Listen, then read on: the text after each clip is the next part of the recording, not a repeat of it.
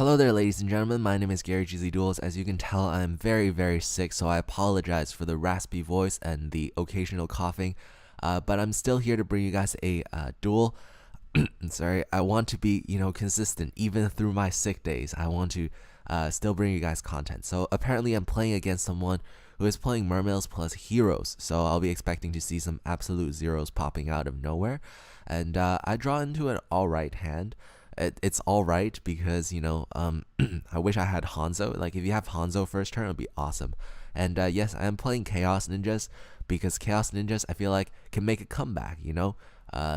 It's pretty good right now.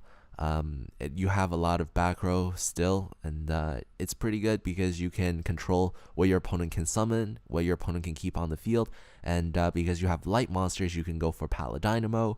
You can also go for things like Excalibur. Now, I went for Paladynamo because I thought he probably has a torrential tribute. I didn't know that Mermails played Bottomless Trap Hole, but yeah, so I kind of lost out a little bit on that one, and it's okay. It doesn't seem like I have a backup plan at this point, but it's alright. So he's gonna go use this Abyss Sphere during my main phase 2, and then he's going to use it to bring out Abyss Lead. So I didn't chain Torrential Tribute because I can't, because it's during my end phase, which is pretty sad. So right here, I was expecting him to attack, so he made the very unorthodox play of using Abyss Lead's effect to tribute off Abyss Megalo. I was thinking maybe you can go for Dracosac, at which point I would Torrential Tribute. Maybe you attack with both monsters, and then main phase 2, if you wanted to, you can go for Abyss Lead's effect, or you can go for Dracosac. That would be the better move. But he made the unorthodox play, which ripped a card out of my hand, and I was like, alright, I'm going to have to Mirror Force that, because every turn he could just summon a Mermail monster and rip a card out of my hand. I can't have that. So it seems like I forced him to do a desperate play, or maybe not a desperate play.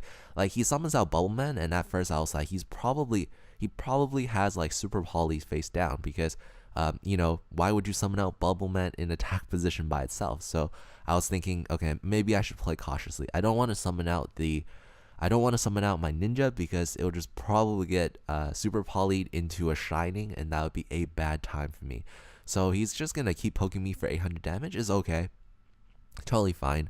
I'm just gonna draw into my deep prison, and I was like, okay, I'm gonna try to get out Hanzo, because if I get out Hanzo, I can just remove his shining, or I can just dark hole his shining, so it wouldn't be that bad. Plus I get a search with Hanzo's effect, so I don't lose that much.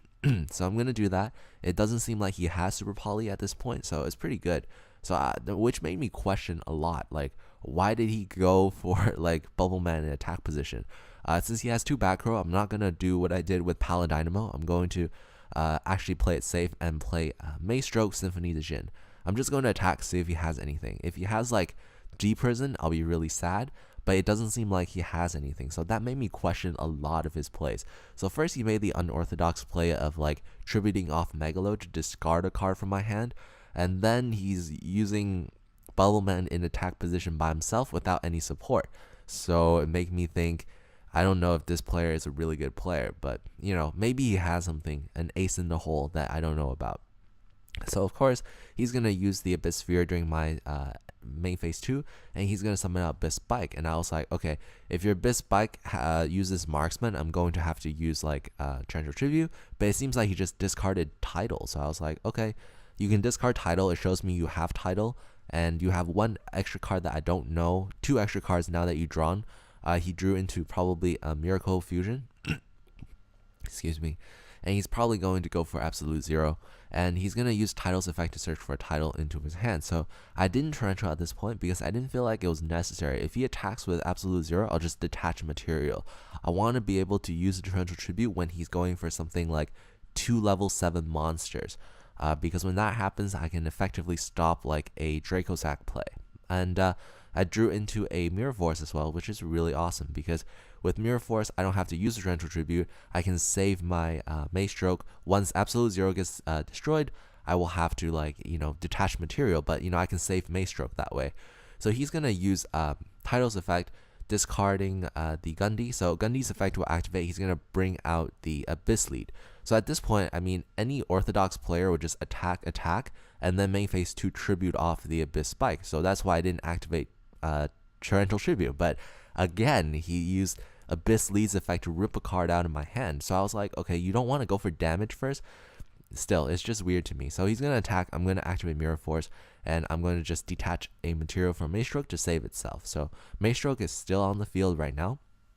And Maestroke is really good, has really good sustain. So I'm going to just turn into attack position now and try to bait out back row and just attack. If it's a Mirror Force, he might or might not activate it. If he doesn't activate it, then, I'll just get him free damage. So that's pretty good still. And plus, I have a Torrential Tribute face down, so if he tries to make an overextending play, trying to go for two level 7 monsters, I will be able to use Torrential Tribute, and it wouldn't end very great for him. So he's gonna summon out Tidal and just going to attack with Tidal into my Maestroke. I was like, all right, that's fine. I didn't activate Torrential Tribute because who cares? Because Tidal will just come back next turn. So when it's my turn, I'm gonna draw into BLS. Now I have BLS, I have Chaos Sorcerer, I have like Maestroke plus the Hanzo in my graveyard. So I was like, okay, I'm gonna try to make a push and hopefully just steal the game from him. I'm going to summon out the Gold Ninja with the Photon Thrasher because I want to test out the back row. I want to actually get rid of the back row. So I'm gonna make a sacrifice move and go for Diamond Dire Wolf. Now I'm calculating that it's probably something like Torrential or whatever, so I'm going to use Diamond Dire Wolf and pop it, and it turns out it was a Mirror Force. Now I'm free to just summon out all of my Chaos monsters. I'm going to banish the Light and the Dark, summon out Chaos Sorcerer, and then banish a Light and a Dark to summon out BLS. Now I effectively steal the game from him because my BLS can attack twice, and then I will be able to do the rest of the damage with my Chaos Sorcerer. So I hope you guys enjoyed this duel. I really felt great about stealing this game, and this is Gary GZ Duels, signing out.